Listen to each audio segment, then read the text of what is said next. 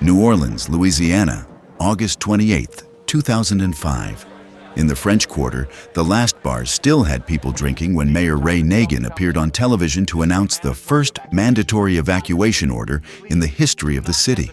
In the churches of the lower Ninth Ward, pastors warned their congregations to leave before it was too late. On the highways leaving the city, lines of cars stretched for kilometers heading north. Families with mattresses tied to their rooftops and pets on their laps trying to reach Baton Rouge, Jackson, anywhere far from the Gulf of Mexico. But on the streets of the city's poorest neighborhoods, in the housing projects of the lower Ninth Ward, Treme and Gentilly, there were more than 100,000 people who went nowhere. Some because they did not want to leave everything behind, but most because they simply had no car, no money for a hotel, and nowhere to go. That Sunday night, Katrina was less than 200 kilometers from the Louisiana coastline, with winds of 250 kilometers per hour, and a storm surge that meteorologists predicted could exceed 6 meters in height. The levee system protecting New Orleans had been built to withstand a Category 3 hurricane. But at that moment, Katrina had already reached Category 4, advancing directly toward New Orleans, a city built below sea level and surrounded by water on all sides.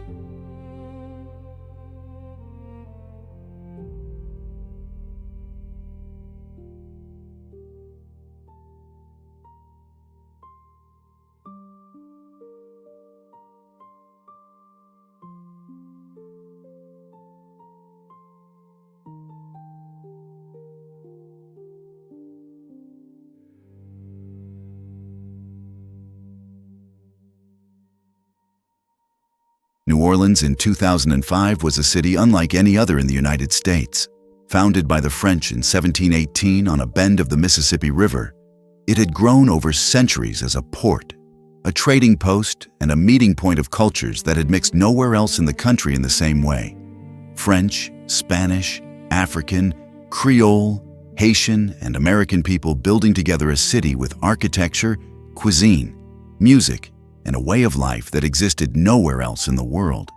Jazz had been born there in the early 20th century, on the streets of Storyville and in the halls of the French Quarter. Music was part of the city's structure in the same way the Mississippi River was part of its geography. There were bands at funerals, at masses, at weddings, in bars, and on street corners. The musicians who played at the doors of establishments on Bourbon Street every night were not a tourist attraction. They were part of a tradition that had been passed from generation to generation in the same neighborhoods for decades. In the neighborhoods of the lower Ninth Ward, Treme and Gentilly, families lived in wooden houses that in many cases had belonged to their grandparents and before that to their great-grandparents. These were neighborhoods where everyone knew their neighbor's name, where children grew up together on the same narrow streets, and where the elderly sat on their porches in the afternoon talking with those who passed by. Life in those neighborhoods had its own rhythm that did not depend on tourism or the restaurants of the French Quarter. It depended on churches, neighborhood markets, public schools, and the networks of family and friendship that had been built over generations. But New Orleans was also a profoundly divided city. The French Quarter and the historic downtown neighborhoods attracted tourists from around the world and generated a prosperous economy of hotels, restaurants, and entertainment. A few kilometers away, the poorest neighborhoods concentrated most of the city's black population. Families living in the city's lowest-lying areas, many of them below sea level, in neighborhoods that had been the last to receive infrastructure, and the first to be forgotten when public money was distributed. That division was not accidental. It was the result of decades of choices about who deserved to live on high, safe ground and who ended up on low, flood-prone land. That levee system had been built and expanded throughout the 20th century by the United States Army Corps of Engineers, but had never been designed to withstand a major hurricane. Reports produced in the 1990s already documented that the levees were insufficient for a Category 4 or 5 storm, and the resources needed to reinforce them never arrived. When Katrina began to form in the Gulf, the levees separating New Orleans from the water were still the same ones that had been built for a city that no longer existed.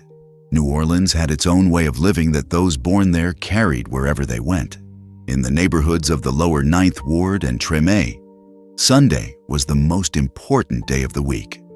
The Baptist and Pentecostal churches filled early with families arriving in their Sunday best, children with braids and bows in their hair, men in suits who during the week worked in construction, restaurants, or on the Mississippi docks. The services lasted hours and ended with family lunches where several generations sat at the same table. Grandparents, children, and grandchildren eating red beans and rice, gumbo and cornbread prepared since the day before. The children of the lower Ninth Ward grew up in a neighborhood where everyone knew each other and where the street was an extension of the home. Mothers let their children play on the sidewalk because they knew any neighbor on the street was watching. Older men sat on the front steps of wooden houses in the afternoon talking about football, politics, and the latest neighborhood news. Corner stores opened early and closed late, selling beer, cigarettes, and prepared food for those who had no time or money for a supermarket. It was a life built around bonds that had taken generations to form, and that existed on those narrow streets in a way that did not exist in the wealthier parts of the city. In the French Quarter, tourists arriving on weekends found a city with music coming out of every open door. The smell of Creole and Cajun food coming from restaurant kitchens, street vendors on the sidewalks, and artists drawing portraits on the corners of Jackson Square. Residents who had lived in the neighborhood for decades lived with that movement as part of their daily routine, opening their wooden windows in the morning to the same sounds and the same smells as always, the same way their parents and grandparents had done before them. It was at the end of that Saturday in August that the name Katrina began appearing with a different frequency on televisions and radios. The forecasts showed a spiral that had formed in the Gulf and was growing in intensity at a speed that caught people's attention. In the homes of the lower Ninth Ward, families who had eaten dinner together that night began discussing what to do. Some called relatives in other cities.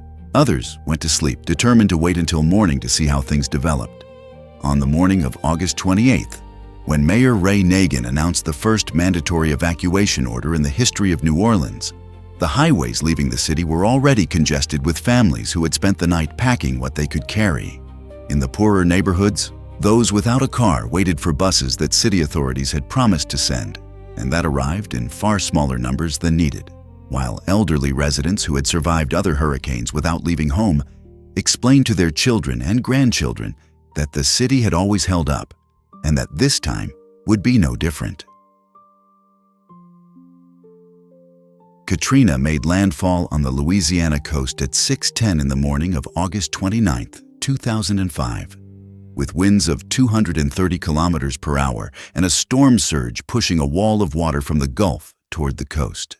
The neighborhoods of eastern New Orleans and the lower Ninth Ward began flooding before the hurricane even reached its peak intensity, with water rising through the streets at a speed that left no time for those still on the ground floors of houses to reach the upper floor. In the wooden houses of the lower Ninth Ward, families who had spent the night awake in their attics, listening to the hurricane tear off roof tiles and break windows, began to realize that morning that the water was not stopping rising. Mothers counted their children in the darkness of attics, while the water rose through the floor of the story below. Elderly people who had not been able to climb the stairs were trapped on the lower floors of houses with the water already chest high, holding the arms of family members trying to pull them up from above. People who had climbed onto rooftops to escape the flooding inside their homes were exposed to the wind and rain, shouting to neighbors on adjacent rooftops without being able to help each other, waiting for helicopters that in those first moments were not coming. What turned Katrina into a disaster of unprecedented scale in American history was not the hurricane itself. It was the levees. At 8 in the morning, while Katrina was still passing over the city, the barrier separating Lake Pontchartrain from the Ninth Ward gave way. By 10 in the morning, 2 more levees had broken. The water that entered through those ruptures did not arrive as a wave. It arrived in a constant and uninterrupted flow, filling the city's lowest neighborhoods like swimming pools, rising centimeter by centimeter inside the houses where families were waiting, inside the abandoned cars on the streets, inside the churches and schools where some people had taken refuge thinking they would be safe. The Superdome had been designated by city authorities as the shelter of last resort for those who could not leave the city. The night before the hurricane, more than 20,000 people had arrived at the stadium on foot, carrying bags, mattresses, and enough food for a few days. Elderly people in wheelchairs pushed by relatives, mothers with babies in their arms, entire families from the lower 9th Ward and Treme who had no car and had walked kilometers through the city with the wind already beginning to arrive. While everyone thought they were safe inside, Katrina passed over the stadium during the night, and the Superdome roof began to be torn off in pieces by the wind, letting rain fall on the people sleeping on the stadium floor. The electricity went out in the early morning hours, and the entire stadium fell dark, with more than 20,000 people inside, without ventilation, without running water, and without clear information about what was happening outside. The authorities had promised the shelter would have supplies for 3 days, but the truth was that what was inside the Superdome that morning was not enough for even a single day. In the days following Katrina, the images that came out of New Orleans to the world showed something that seemed impossible to be happening in one of the largest cities in the United States. Families sitting on the rooftops of lower 9th Ward houses with signs asking for help, while helicopters passed in the distance. Elderly people in wheelchairs abandoned on the sidewalk in front of the convention center, where thousands of people had gathered spontaneously waiting for buses that were not coming. Children separated from their parents in the confusion of improvised evacuations. Entire neighborhoods completely submerged, with only the rooftops of houses visible above the brown water that had taken over the streets. The federal government's response took 5 days to arrive at sufficient scale. Michael Brown, the FEMA director, had received warnings about the severity of the situation from the first day. But the coordination between the agency, the Department of Homeland Security headed by Michael Chertoff, and President George W. Bush's White House was marked by slow decisions and failed communication that cost lives in the first hours after the levees broke. When Bush visited New Orleans days after the disaster and publicly praised Brown's work, saying he was doing a great job, the phrase became a symbol of a government that seemed not to understand what was happening on the city's streets. Brown resigned from his position 2 weeks after the hurricane. Congressional investigations concluded that the federal response to Katrina had been a failure at every level of government. New Orleans was rebuilt, but never returned to what it had been before August 29, 2005. The lower 9th Ward, which before Katrina had more than 14,000 inhabitants, had less than 1/3 of that population 10 years after the disaster. Families who had lived in those neighborhoods for generations went to Houston, Atlanta, northern cities, and never came back because there was no home to return to, and because rebuilding from scratch in a place that had been flooded once was a risk many were not willing to take again.